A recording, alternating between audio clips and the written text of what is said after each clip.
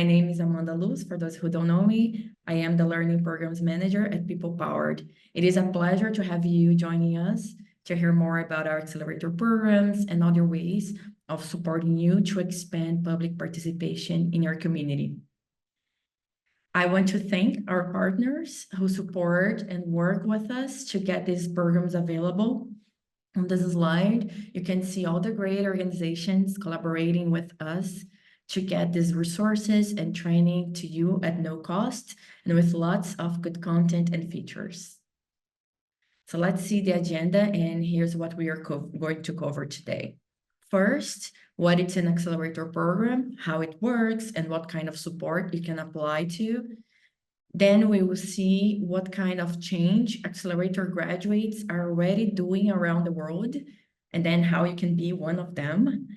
After you get excited about their work, you'll hear our program coordinators present our 4 current offerings that are open for applications.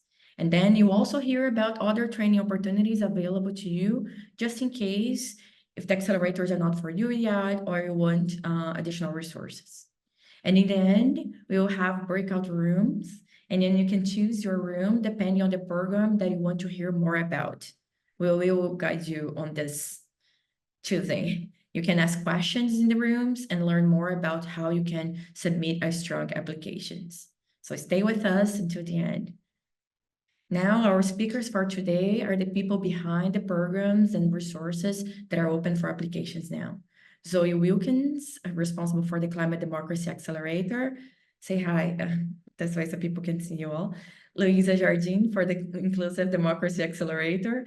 Alisa Vlasic for the Democratic Innovations Accelerator.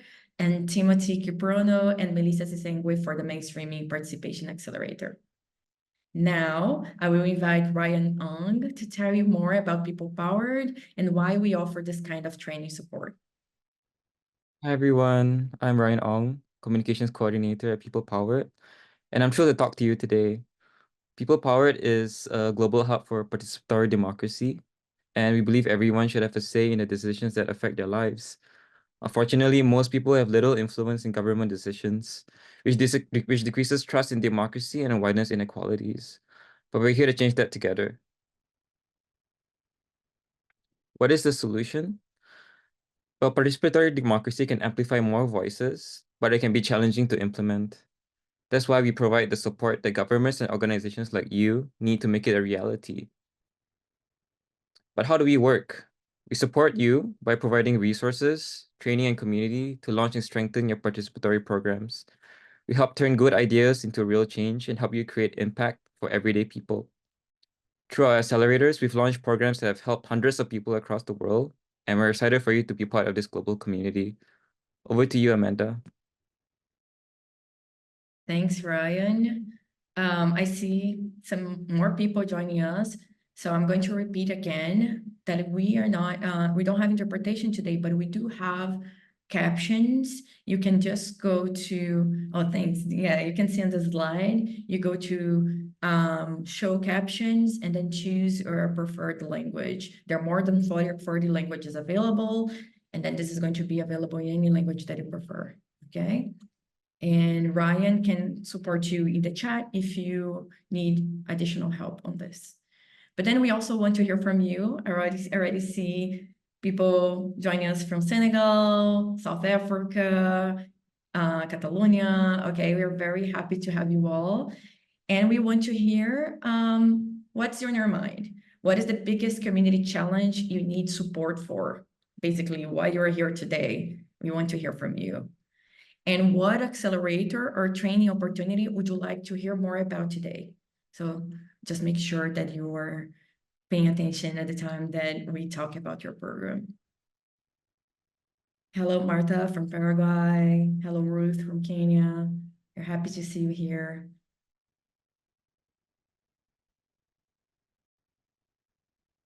Again, we will have closed captions.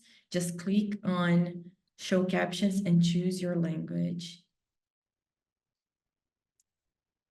And tell us, what is the biggest community challenge you need support for? Is it climate? Is it inclusion? right. I see Sam building software to support community participation and group decision-making. Okay, Sam, we have a very good resource for you. We're going to talk about too. That's good. All right, as you add in the chat, let's see. Oh, there are more answers here. Civil society inclusion in local government decision-making. Okay, explore better synergies and partnerships, support empowerment and inclusion of young people. Very good. All right, so please keep answering in the chat so we can see and everybody can see different challenges, and those challenges are similar to some of you, different for others, but we all know that creating change is really hard. And we heard similar challenges like this ones, inclusion, mainstreaming, etc., from many people like you. There are a lot of resources out there, we know, but it takes consistent and very action-oriented support to be able to create new policies and programs that can effectively change people's lives in a positive way. So that's why we are going to talk about our opportunities today. And then we created this flow chart to guide you in choosing which kind of training fits your needs.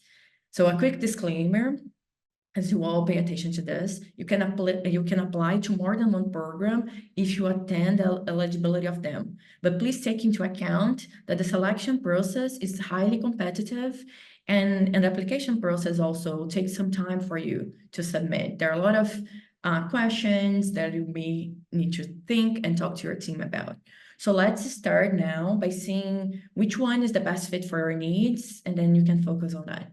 So the first question is, do you want to help engage community members in government decision-making right now?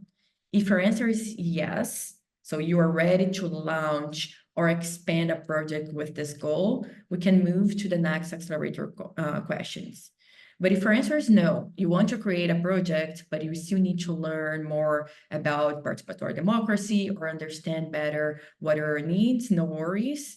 This info session is also for you, so hang in there, but we would share opportunities for resources and courses that you can use to advocate and prepare for developing your project, besides the accelerator option, of course. So the next question is for those who said yes. So you want to launch or expand? Let's choose. So do you want to launch a new participatory program, or do you want to improve an existing program? If you need to plan and launch, you have two accelerator options. With the Climate Democracy Accelerator, you can plan how to address the climate crisis together with your community and government. So everyone from around the globe can apply as long as your project is about climate solutions. But if you want to launch a participatory or deliberative program in Europe and only in Europe, then you apply to the Democratic Innovations Accelerator. Now, if you answer that you need help to improve or expand a participatory program that you already have in place, then we have two options now for you. With Inclusive Democracy Accelerator, you can expand your program to engage more effectively marginalized communities, especially women, youth, or displaced people. Everyone in the Global South can apply. But if your goal is to make sure that your participatory program that you already have in place becomes part of long-term practices and laws in your government, then the Mainstreaming Participation Accelerator is for you. I know this is a lot of information. This is just an overview, and our program team will detail a bit more about each program in a few minutes. And also later we'll have breakout rooms so you can talk more about each program.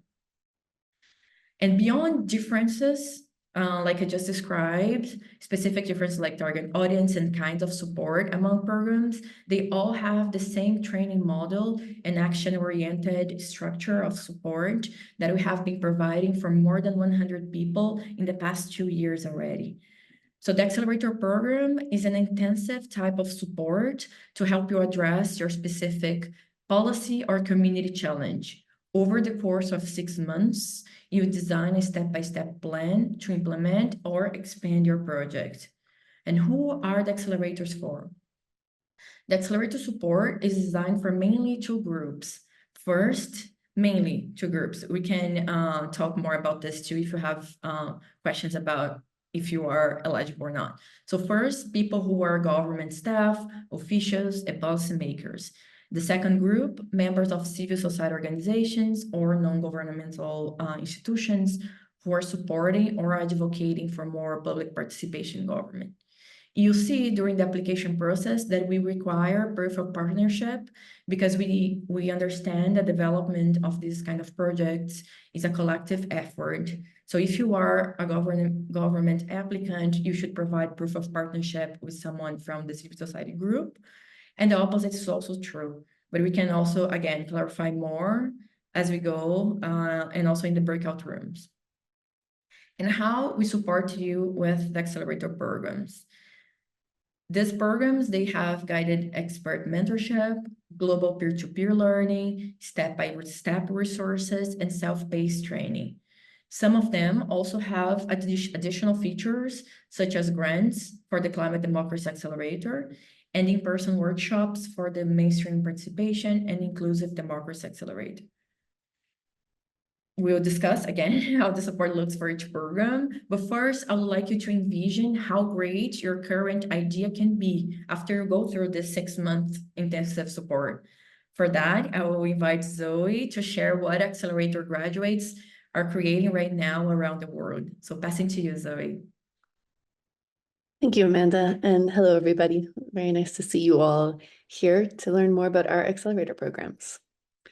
So people come to our accelerators for all kinds of different reasons, working on many different kinds of climate issues or inclusion issues or digital democracy or thinking about mainstreaming.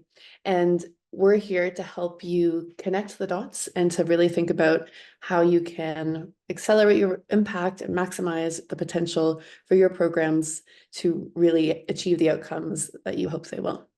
So 5 common challenges that people often come to us with are, and this might help you choose your accelerator program if you think back to that big map that Amanda showed us. One is that often people are lacking resources or lacking the capacity. So maybe you have a challenge and you're thinking, whether you're a government or a civil society member, that you really want to work on this and you want to think about this and you think public participation might be a good way forward, but you're not sure how to start and you're not sure if you have the tools you need to be able to do that. And so the accelerators are very suited to you because we help you increase these resources and increase your capacity and knowledge about how these kinds of programs work and how we can best do them together. So this is another reason people come to us, a lack of collaboration. So sometimes we'll get a civil society organization who is very passionate and they have an issue, but they're not sure how to engage government to work alongside them.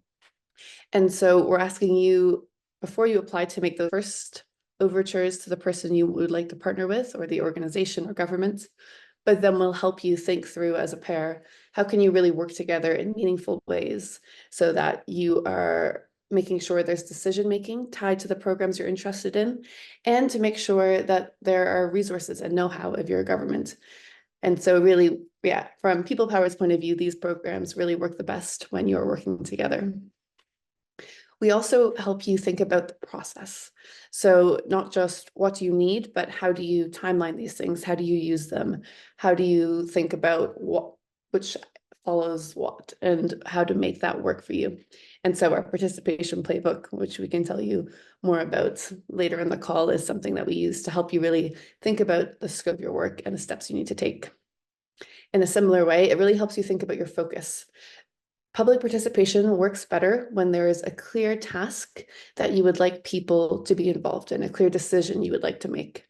If it's too big picture, people have a hard time understanding, well, what power is it that you're giving me and how is it that you would like me to engage? And so really narrowing in on what is this focus, what is this challenge, and how is public participation going to support you is a big aspect of these programs. And similarly, we get sometimes loads of ideas, loads of capacity, loads of resources, but they're not sure how to actually turn that into something you can implement. And so that's another thing that we hope to help you with in these accelerator programs. And to tell you a bit more about that, I'm just going to quickly mention a couple accelerator participants we've had in the past and what they've done. So the first group I would like to highlight are a team from Mar Chiquita in Argentina. they're working on institutionalizing municipal climate assemblies. So what they came to us saying, we have this desire, we have a lot of enthusiasm, but we're not totally sure how to start this path of institutionalizing what we have done in one-off ways. How can we make this not just an engagement tool, but something that's built into our municipal governments, that we keep renewing and we keep coming back, and that really makes sure that citizens are part of the climate approach of the municipality. And so then they partnered with Democracia on Red, and together we designed a program with them that is just starting off now, and they've done the first of several assemblies to engage people in this process and to start thinking about what a really democratic and inclusive policy approach to climate can look like for them in their region. Another example is the Pathways Policy Institute. We're working across Laikipia County in Kenya, but in one of their areas in particular, they're building on work done by grassroots organizers around their municipal and county budget. And they have a very, very high proportion of people who are internally displaced living in this area. And so while many people from the community will participate, they've made special efforts and focus to think about how can we include internally displaced people who are in this region bearing the brunt of the climate impacts, and how can we make sure their voices are centered in this process and that they're really shaping how we think about where this budget goes, about who's using it and how and why, because they have big problems with water management and drought and access to clean water. And so they want to make sure they're including the people who have the most experience of these issues and are really experiencing these pinch points to work with them to shape what the future budget will look like. And we'll all tell you a little bit more about each of our programs now and what they look like in practice for you, but just to give you a bit of a taste of where you could be and what we might be able to help you do if you join our programs. So Amanda, I'll pass back to you. Thanks, Zoe. So Zoe was highlighting the challenges for governments and civil society organizations, like some of you were mentioning very similar challenges in the chat, and how those accelerator participants are bridging this gap. So I hope you are going to be one of them too. Now we are going to hear more about each accelerator briefly. I'm going to say that this is a pitch version of the programs, and then we are going to come back to you, to Zoe, to the Climate Democracy Accelerator, but also to the breakout rooms as well. So please write down your questions and make sure you pay attention to the program that it's attracting you so far. So let's get started with Luisa and the Inclusive Democracy Accelerator. Great, thank you, Amanda. Hi, everyone. Nice to see you. Nice to have you here. And good to know that you're interested in applying for one of our accelerator programs. So the Inclusive Democracy Accelerator is a new program that we are launching now. So if you want to apply, you would be part of the first cohort of 12 people who want to improve an existing participatory program to include marginalized communities in participatory processes, such as youth, women, and displaced people. So if we talk about who can participate, we're talking about civil society organizations that are working in collaboration with government authorities or government officials, staff members, and policymakers. So we need to have the partnership between governments and civil societies in a way that we believe that this expands the potential of the programs, of the processes to be improved, of the strategies to be implemented. So that's how we kind of like the formula that we have for our for the change that we want to make through the accelerator programs. There are some eligibility criteria for you to apply. So you have to see if you fit this criteria. So first one is proof of partnership between an organization and a government institution, as I was saying. The second one is that institutions or organizations need to be based in Latin America, Africa, Asia, or Eastern Europe. And the third one is to have an ongoing participatory program. And also, besides that, you need to want to improve, and you need to have a specific challenge to target youth, women, and displaced people. So why should you apply for this program? So you should apply if you want to engage marginalized communities in existing participatory and deliberative processes, and if you're struggling to do that, or you want to expand your potential. You need to apply if you want to receive 2 to 3 hours per week of training and mentorship support, all of that for free. Also, if you want to develop an action plan or a project to improve the engagement of those 3 groups in an ongoing participatory or deliberative processes, and also if you want to engage with other cohort members to support each other's work. So as Zoe was explaining what we do with accelerators, one of the big learnings for people is how they can actually learn from each other. So you see people experimenting similar challenges and trying new solutions. So building this global network and this peer relationship with other cohort participants is something that can really help you to address your challenges and to implement improvements in your processes. So what does an inclusive participatory democracy program look like in action? So as I said, this is the first time that we're going to implement this accelerator program, but this builds on an ongoing process that we have, that we've been working for the past 2 years with inclusion of those 3 groups with many different organizations and governments around the world. And I want to tell you a case about Santa Ana Tzacuala in Mexico, about a participatory budgeting process that they used some strategies that we were working with them in terms of inclusion to have more women participating in their process. So strategies that they used, being sensitive to existing community costumes and cultures surrounding gender. So they were in a very specific community that already had like this cultural barriers for women to participate, and they had their own ways of working. So they were very sensitive about this. They were meeting leaders where they were at. So trying to not bringing people to you, but going to where they're already at. They were hiring women to manage the program and engage the community. So they would see someone similar working with this.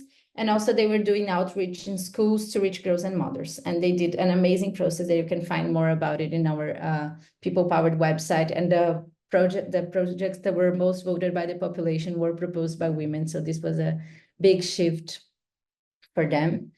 So lastly, what is the support that you're going to receive? So similar to the other accelerator programs, you're going to have guided expert mentorship, global peer-to-peer learning, step-by-step resources, self-paced training, so you can do things at your own pace, at your own rhythm, and also program support in English, French, Spanish, and Portuguese. So if you're not familiar with English, but you prefer any of the other 3 languages, you can still apply and you'll be welcome to join, because we're going to have program support in all those 4 languages. Also, one in-person workshop in Kenya for a few days in Kenya next year. So you'll also find more information about it on our website. And lastly, please apply to the Inclusive Accelerator Program, deadline November 24. You can find the link on the QR code, or also you can find it on our website. So thank you for coming to this. And now I'll pass to Timothy and Melissa, who are going to introduce another new program, which is the Mainstreaming Participation Accelerator. Hello, everyone. My name is Timothy Kiprono. I work at the Institute of Public Finance in Nairobi. It's really exciting to have you here and also sharing the ideas and the challenges that we have in the chat. I'll talk about another new accelerator program, which is Mainstreaming Participation Accelerator. We call it MPA in short. Yeah, again, so it's exciting that a lot of you are showing interest in this new product that we are developing. So be part of the first 20 cohort of this pioneering program. And so who can participate? So basically, like the other accelerator as well, this is for government and civil society. So we're looking at staff, we're looking at officials, we're looking at policymakers, and people want to transform existing participatory programs into sustainable democratic practices. so there are a couple of things that you must have, just like the other accelerator as well. So one of them is partnership between civil society and government. This is very important for synergies, but also then pulling resources for technical, but also financial and other kind of material that we need to, see success. This is also then based on, I see a question also on the chat, about this. This is also based on our experiences in the past implementing other programs, that it works better when you have, when it is implemented in partnership with government. Again, so English, this is really limited to English because of various factors. But we feel really sad that we are limiting this to English. But for now, you will bear with us. We are very optimistic that we'll have another cohort in the future, and then we open it up to other languages. You also must have an existing participatory program for you to participate in this program, because, like I said, it's mainstream. It is elevating, existing program into, sustainable democratic practices. If you can go to the next slide. Why should you apply for this program? So if you're looking for support, to turn this one-off initiatives, innovations, experiments, into consistent, commonplace, impactful, but also high quality participatory practices, then this is for you. And by commonplace, we're talking about, like, moving from one-off participation processes to sustained rights and responsibilities of citizens. Higher quality, so we talk about, like, building skills, resources of institutions to deliver fit for purpose, innovative, inclusive participation.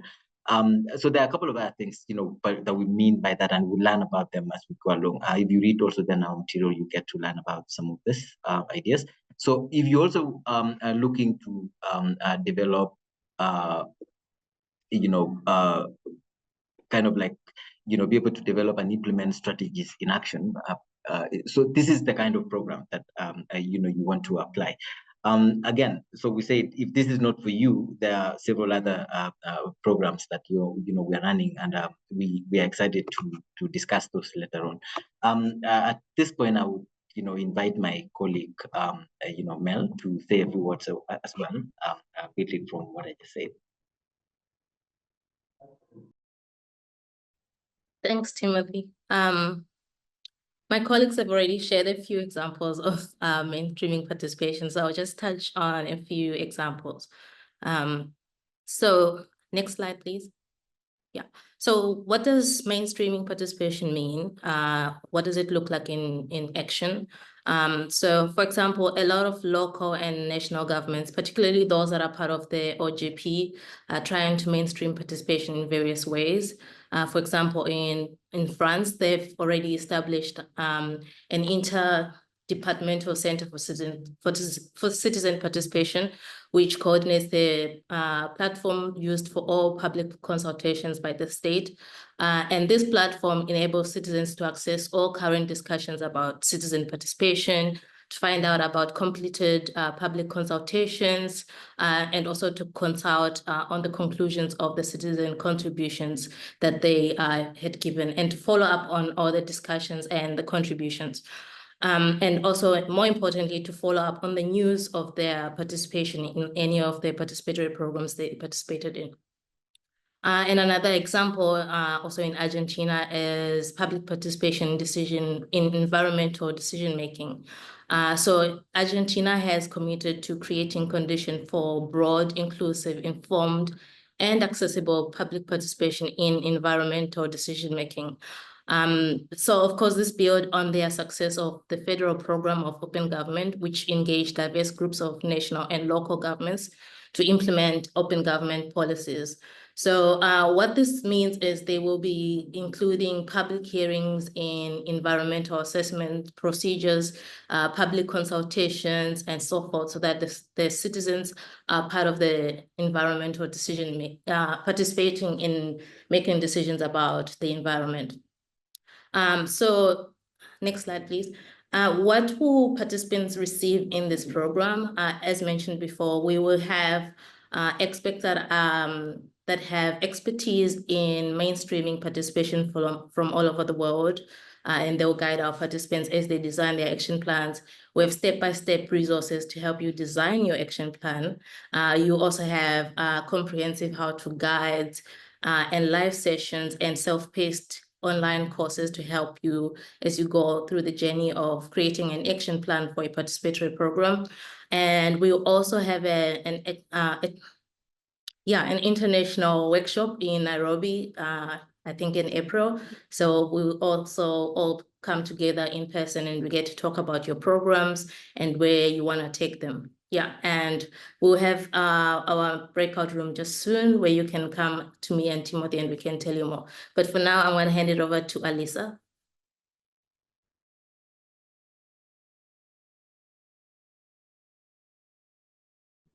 And I'm muted. I'm so sorry. I started talking. Hi, everybody. Thank you, Mel. My name is Alisa, and I will tell you a little bit more about the Democratic Innovations Accelerator. So we had just one cohort that has just started some weeks ago.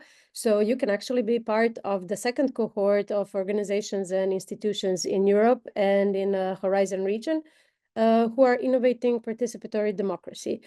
So who can participate? Similar to the other accelerators, the government staff members, the officials, policymakers seeking to implement or improve a participatory program, and also staff of civil society organizations or some coalitions that support or advocate for public participation in government decision-making.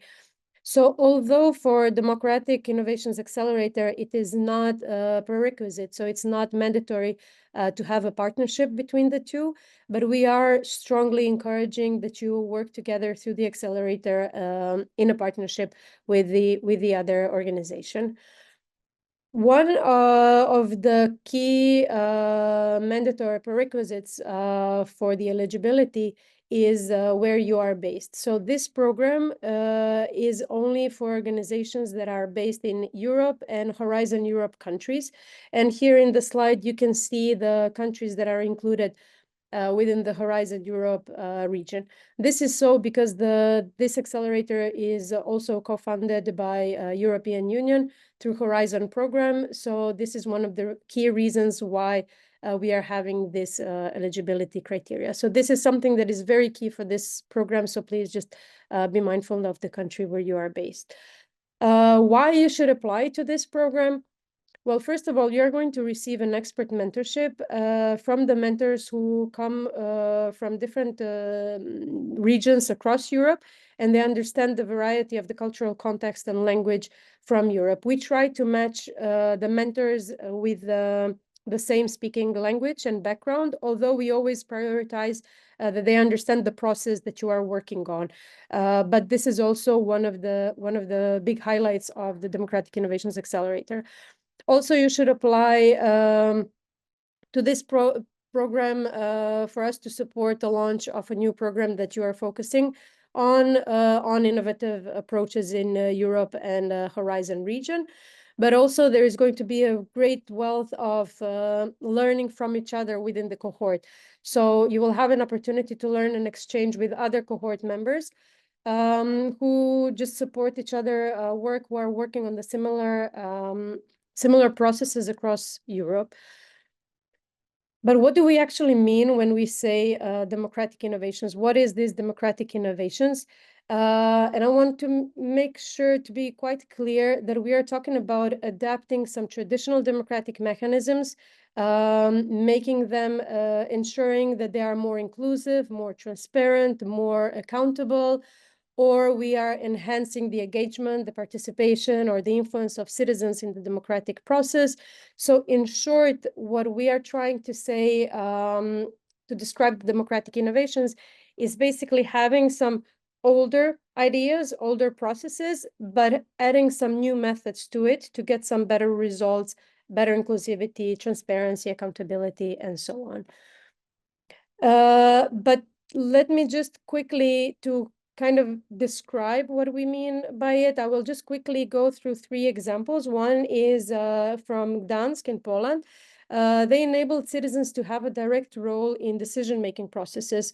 So the city established a participatory framework, and it included sectoral councils like Council for Seniors, where local residents could influence directly the policies that impact their communities. And this was one of the models of the democratic engagement that fostered the collaboration between the citizens and the government, enhancing transparency and responsiveness in municipal governance. And the other two examples, one is in the UK, the People's Plan for Nature. It involved the country's largest ever public conversation about the future of nature. It gathered almost 30,000 responses through an open call for ideas and stories across the country. And this participatory process led to People's Assemblies for Nature, which then led to producing some actionable recommendations. And this approach highlighted how citizens' assemblies can directly influence policy, empowering people to shape nature's positive future. And the example from the Irish Citizens' Assemblies that represented a shift in constitutional convention to solve politically continuous issues that through a national debate and referendum. So through some randomly selected citizens, the assembly deliberated on significant topics like abortion, climate change, and fixed-term parliaments. And their recommendations, particularly the repeal of the 8th Amendment to legalize abortion, were actually instrumental in shaping Ireland's constitutional reforms through inclusive deliberative democracy. So through these three examples, you can see that we are not talking about new models. We are talking about citizens' assemblies. We're talking about models that we have seen already, but they were reshaped and used for a different thing on a different level. What is the support that you are going to receive through the Democratic Innovations Accelerator? Similarly to the rest of the accelerators, only here the focus is really on Europe and on the Horizon region level. So guided expert mentorship, peer-to-peer learning, step-by-step resources for designing action plan, and self-paced training. But we will go more in detail on all of these points on our breakout sessions. So if you are interested and you come from this region, come join the breakout session for the Democratic Innovations Accelerator. I am passing on to Zoe.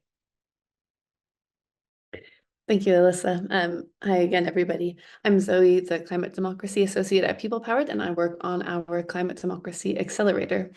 So you've heard the overview of our programs a few times, and as Amanda mentioned at the beginning, all of our accelerators follow the same general process. But so for the Climate Democracy Accelerator, you will be part of the 5th cohort, joining a community of more than 100 participants from 40 countries who are democratizing decision-making.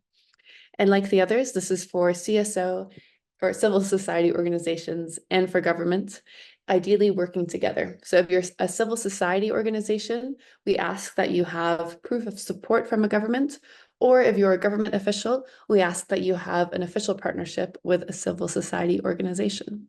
But why should you apply to this program? Some of the same reasons I mentioned about why you might want support are similar to the reasons why you should apply in the first place. So you might have a climate challenge that feels difficult to break down. You have an idea for a program, but you need some support through mentorship who can help you develop it.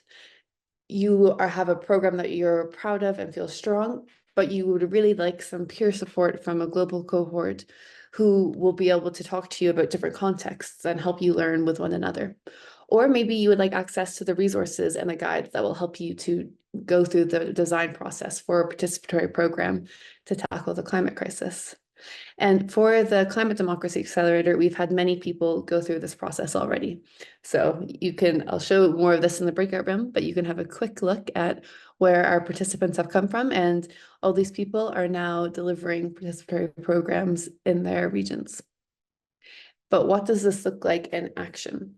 So in Laikipia, which is the same county I mentioned before, who were doing a participatory budgeting program, they're also running a citizen assembly initiative, but this time led by the Laikipia Wildlife Forum.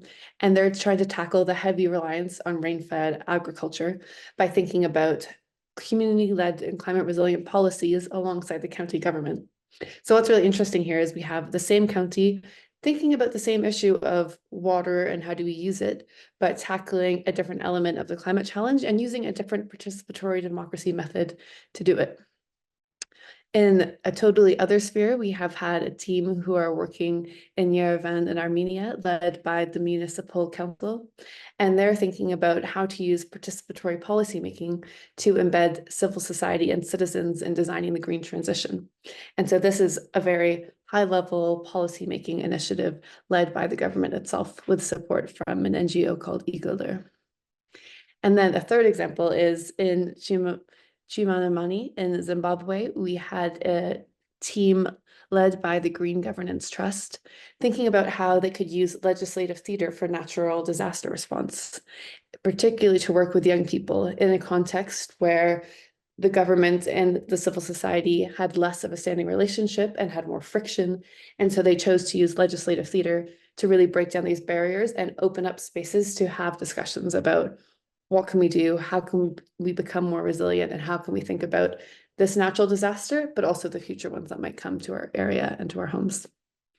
So for you to deliver programs like this, what support will you receive? Like the other programs, we will pair you with an expert mentor, we'll connect you with your peers, we'll provide you resources and training programs and courses. And for the CDA, there's also some additional grant support, which I can talk more about in our breakout rooms. And so now I will pass back to Amanda. Thank you. Thank you, Zoe. Thank you all. We know that's a lot of information, was very quick. So just make sure that you participate in the breakout rooms for the program that best fits your needs. And you can also we can move you around in the breakout rooms if you need to, as soon as we open the rooms. But before we open, I also want to share, let's go back to this flow chart and let's see other opportunities for training resources that are free and available to you. So if you answer no, you're not ready yet to launch or improve an existing program, and you want to see other resources and courses that we have. And I remember someone mentioning building a digital tool. So this is, pay attention to this part. So first, if you said no, you can also pay attention to Rising Stars mentorship. We offer free one-on-one mentorship to you outside of the Accelerator programs. All programs have mentorship too, but also a lot of other things in a very intensive way. But the Rising Stars mentorship, you can address a specific challenge that just required sessions with a mentor. And we are going to pair you with someone who already have worked on similar projects that can help with your challenge. We just have closed applications. Applications are not open now, but stay tuned on our channels for the next call. We are going to open soon. And now I want to highlight our online courses. I'll take a moment on this because they are free, self-paced courses that are open to you anytime. You don't need to apply for them. You just create a login and that's it. And we have courses that are introductory to participation in participatory democracy, so you can learn why this matters and how you can use them in your context. We also have online courses on the inclusion of marginalized groups, especially with a focus on women, youth, and displaced people in your government decisions. And then today, on the next slide, we will highlight our free and with just updated courses about digital participation. They are developed with the support of the Friedrich Naumann Foundation to help you assess your community needs and goals. And then you can select, set up, and run a program with a digital participation platform. We know that this is increasingly becoming a need for many governments and organizations around the world. And these are self-paced courses that you can take on your own time and recommend to your colleagues on your team, share with your network, and use them also as an advocacy tool. So take a look on these courses. They are available. Just log in. And then the next slide, you can see that with those courses, you can also develop a step-by-step plan to design and implement your digital participation program by using the participation playbook, which is our main curricular tool for all accelerators. So again, even if you apply to the more intensive programs, you can already access courses and resources that are free and available to you through our platform. So please make sure to use them.